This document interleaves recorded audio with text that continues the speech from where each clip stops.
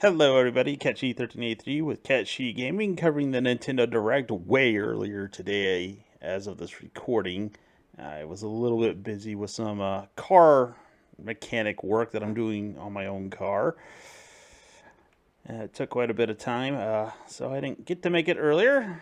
But I guess this will just be a commentary on the Direct. So let's start off with Grounded. I reviewed this game like a month ago. Didn't turn out as well as I'd like because of a whole bunch of technical difficulties. The game kept changing the screen size, even though I changed it back. It would just change it back, and when I recorded it, it changed it to a weird sort of size, so the video looked weird. Anyway, that's besides the point. So this confirms a lot of suspicions that people had about Microsoft putting some of the third title or first priority titles out onto other systems. Grounded was one of them. There's a couple of others. I don't know if they'll make it to the Nintendo Switch due to the system's technical limitations, and I'm kind of wondering if the Switch can handle it all that well. Anyways, then there's a bunch of other games. Some of them looked interesting, some of them not so much. Ender Magnolia here caught my eye. I thought it looked a little bit on the interesting side. Unfortunately, I know I'm not going to keep well enough of a mental note or even just a note in general to check it out when it comes out. Maybe something will come out and I'll be like, oh, yeah.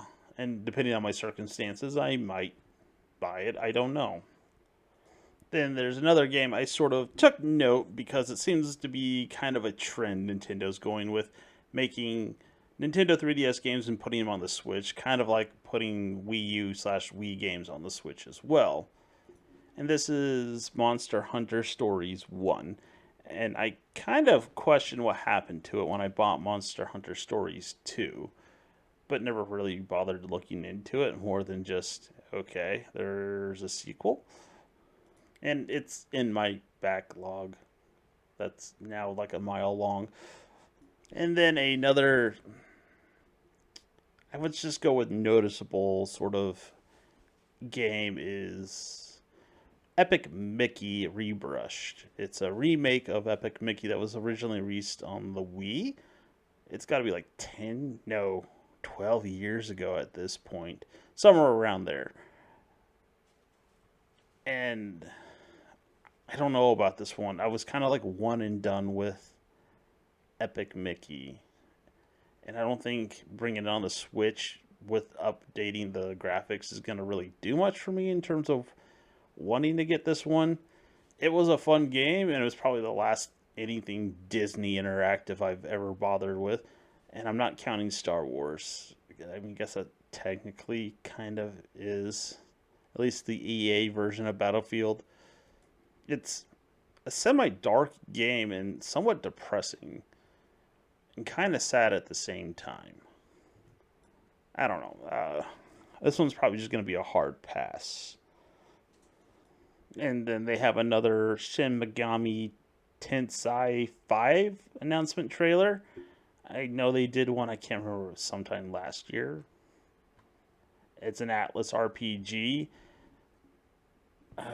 I mean, anything Atlas is usually worth buying, and they always have really high resale value. I'm not saying buy it as an investment, it just typically does. And so it's kind of in your best interest to possibly get this game because it might not be cheap used or even go down in price. Especially because Nintendo games typically don't. I mean, they've been actually really good about dropping the price somewhat on their older titles. But since this is from Atlas, I don't know how that'll go. Then there's Star Wars Battlefield 1 and 2 coming to pretty much every console. And it kind of says something about EA's Star Wars Battlefield, both of them, that this is actually coming out that someone felt that there's a market for these over EA's product. And honestly, yes, there is. I mean, the second one's better, but there's a lot left to be desired in terms of that game. That's besides the point. You get 2 Star Wars games for the price of 1, so yay. Then there was a South Park video game announced, and this one I was like, oh, ooh, it has a bit of a different animation style, more 3D than 2D in comparison to the others. I don't know how well this is going to go over, mainly because they kind of, as far as I'm concerned, blew a lot of their goodwill with their first 2 games by putting out a garbage mobile game. But they went back to the fantasy setting, and probably because they saw the writing on the wall in terms of the superhero setting that they had for the Fractured Butthole. This one I might buy to review, I'm not entirely sure. And then there's a Sword Art Online game. I never got into it, so I know almost nothing about it, other than it's based off of an anime. Then there's Gundam Breaker 4. I want to say this game has been released somewhere else, or maybe the previous version. And based on the footage, it doesn't look like it's much different, so I'm not sure how well this is going to go over. I know I'm not particularly interested in buying it, so who knows? We'll see. Then there's the Super Monkey Ball Banana Rampage. Not much of a fan of the Super Monkey Ball series. This, technically, the first one came out when I was in high school. Never cared for it then. And I don't really see the appeal for it. There might be wrong in terms of that on a personal level, but honestly, it doesn't interest me. And the thing that sort of, I don't know, worries me is that it uses motion controls, and I just absolutely despise them. So I'll have to pass on this one as well. And not just because I fear that it has motion controls.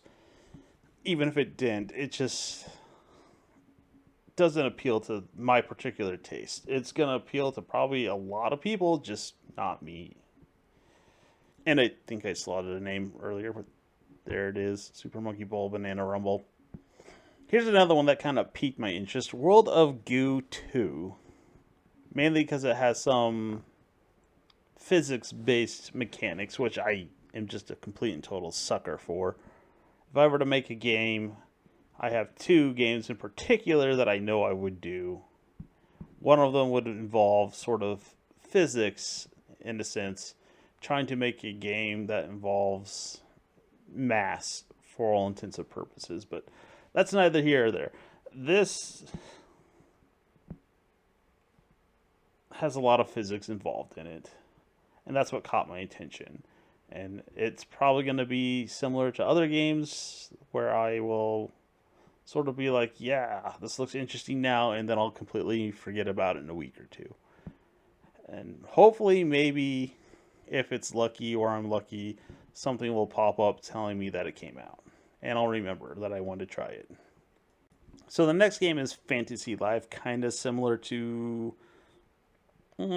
Story of Seasons / Stardew Valley kind of thing, where you farm materials and stuff like that, build stuff, maybe a little bit more involved with a little bit more combat. But the thing that doesn't make sense to me is you go back in time to get resources to rebuild the island, which if anyone's already caught the air that I feel is going on, is that there's no resources for the island because you took them away in the past. So you're kind of, I don't know, detracting from the resources that you need to rebuild the island. I think you should more or less maybe go back in time to, let's say, plant a tree in order to get wood for the future. That might be a little bit more interesting than chopping down a tree in the past, unless you're planting it in return. I don't know. I mean, that's not going to help for things like mineral deposits either. You're just going to potentially screw yourself over in that terms. Then there's another Crab's Treasure. It says it's a Souls-like game. I don't know if I could really gauge that from the little bit of gameplay footage they show, but we'll go with okay. Why not? I have no idea if I'll try this one or not. It's in that sort of I don't know kind of area in terms of gaming. More than likely not, because I'll probably just forget it in a couple of weeks. And even if they do remind me, of like, oh, okay, unless it gets a lot of popularity, I don't think I'll even buy it to just review unless something changes in terms of events in my life. Then I might. Who knows? Although there are a few games in between some of these. One that did catch my attention, and not for good reasons, is Pocket Jockey. And let's not forget the ride on part. It's bizarre to me that you power your horse by playing solitaire. I don't know why you would combine these things. I mean, horse racing is just boring to begin with, and so is solitaire. So what's combined the two? I just don't get it. I mean, it's not as bad as working out to Fist of the North Star, but it's up there. And then they announced a whole bunch of other games. Demon Slayer game, which I wasn't too impressed with, especially after watching all the seasons of the show recently. It made me question why did they do what they did? Now, this is kind of up there with Fist of the North Star. Not quite as bad from the looks of it, but it's up there. And for the last game in the showcase, there's Endless Ocean Luminous.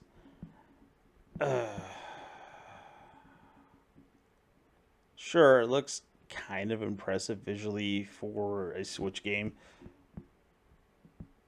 but it also looks super boring. And I've played a game very similar to it, in which you go around and you just sort of Pokemon the animals without actually capturing them.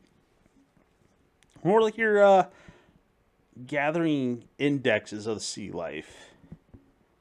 And then they're like, yeah, you can do 30 players all at once. I don't know what they were thinking in terms of, yeah, this game's going to be so popular that you're going to be able to get 30 people to actually play this game together. Maybe when it initially launches, but that's going to drop off in a matter of weeks, maybe months at best.